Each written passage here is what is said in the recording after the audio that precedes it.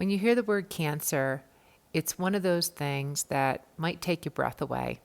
Cancer is scary, confusing, and something that impacts all of us, whether you have had cancer or have a family member who's been impacted by cancer or a friend. It's something that impacts all of us. And I'm speaking to Gina Jacobson today. She is somebody who is a cancer survivor. She's also committed to the Working with Cancer pledge, which is a pledge that companies can take to actually provide the resources and environment so that people who are dealing with cancer as employees have the space and grace, quite frankly, to deal with it. Cancer comes with stigma. And one of those things that might surprise you, but if you are someone or have a family member with cancer in the workplace, that can come with things that people don't know how to talk to you anymore, or you might feel, just not supported in a way that you might want. So Gina Jacobson, on this Inspiring Women conversation, I had the pleasure of speaking with her at Transcarent's Voyages conference. She talks about her own cancer journey and the Working with Cancer pledge, and I think you're going to be as inspired as I was speaking with Gina. The truth is, once you build the muscle for supporting somebody with cancer, that muscle exists for any other terrible thing that somebody might be experiencing. Death, divorce, infertility. Yep.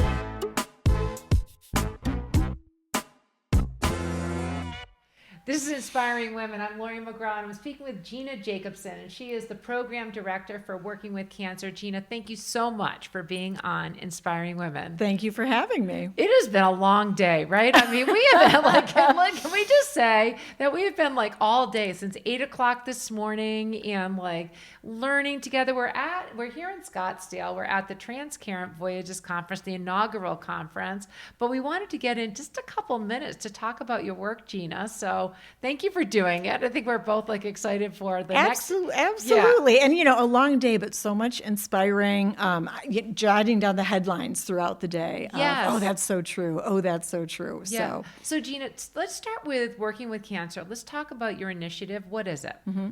Working with Cancer initiative is the creation of our CEO, who had a cancer diagnosis and was really thanked and celebrated for being transparent and realized how much stigma existed for people who were working with cancer. Sure. And decided when he was well, he would do something about that. It started as an advertising campaign, and since then our focus has really become helping organizations to drive confidence among their employees that they really have their back, that they're creating a supportive and recovery-forward workplace. Well, that speaks to me. I mean, first of all, cancer is a big word. It's a scary word. And everybody, whether you're someone with cancer, a survivor of cancer, or a family member of someone who had cancer, what is your relationship to cancer? I had my own cancer. I was in the middle of the biggest new business pitch of my life, starting to feel a little run down at 2 o'clock in the morning, which was early for me. And early for anyone. I think I had great stamina in the day, and I was laughing to my CEO about how suddenly my appetite was so odd. All I wanted to eat was potato.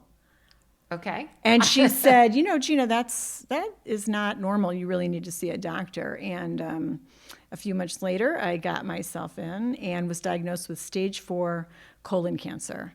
By the time I got in, about 80% of my liver was covered in the colon cancer, and I had a very serious prognosis, a year or two to live.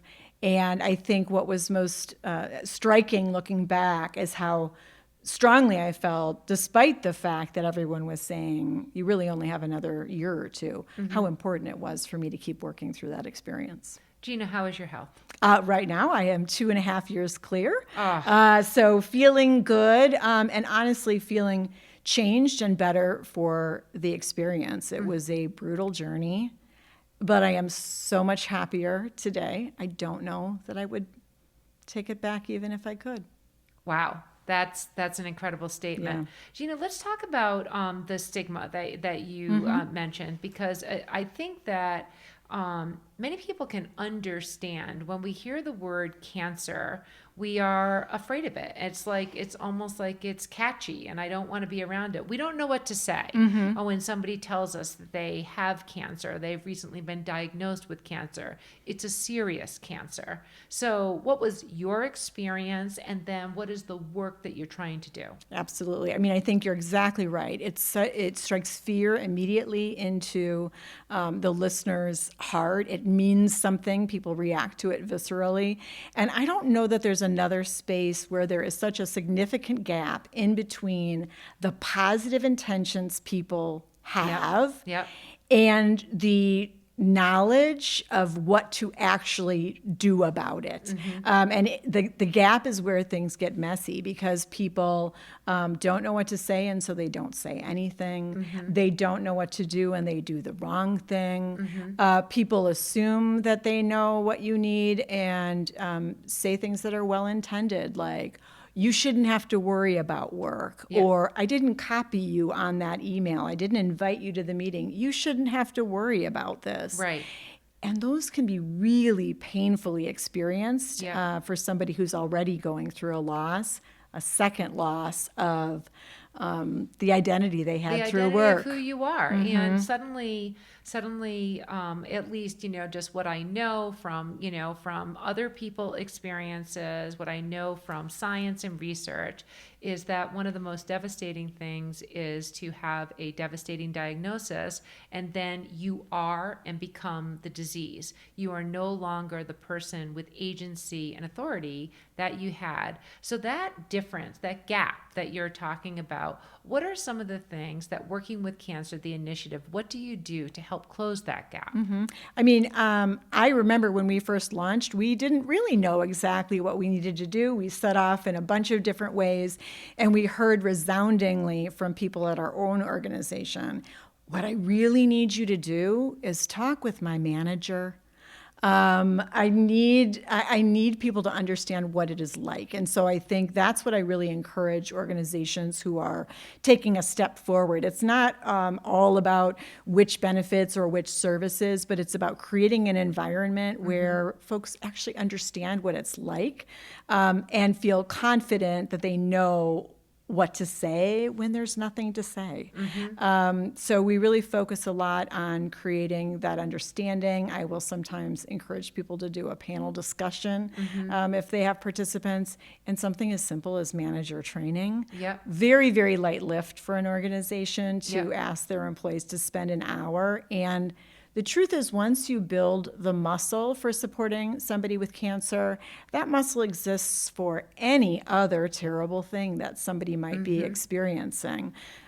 Death, divorce, infertility. Yep. We will all be struck by one of life's calamities. And so you start to create that empathy, organizational empathy that can manifest in lots of situations. Well, when we talk about cancer, we also know when it comes to, the workforce, so people ages 20 to 50, 60, we're seeing an unusual, and recently, the American Cancer Society, this, but they have put forward that there are 13 different categories of cancer where the rates are increasing in the actual ages of the workforce in really concerning ways. So it is prevalent.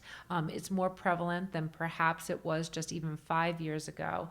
If we think about what that means to a workforce, one of the things, again, that I learned, which was surprising to me, is that people who are diagnosed with cancer, there are many of them that respond with the desire to continue working, to continue, not as if nothing has happened or nothing is different, not denial, Right. but actually just working. So what is that all about? That was your experience. It absolutely was. And I heard an oncologist say the number one question people ask after diagnosis is, will I live?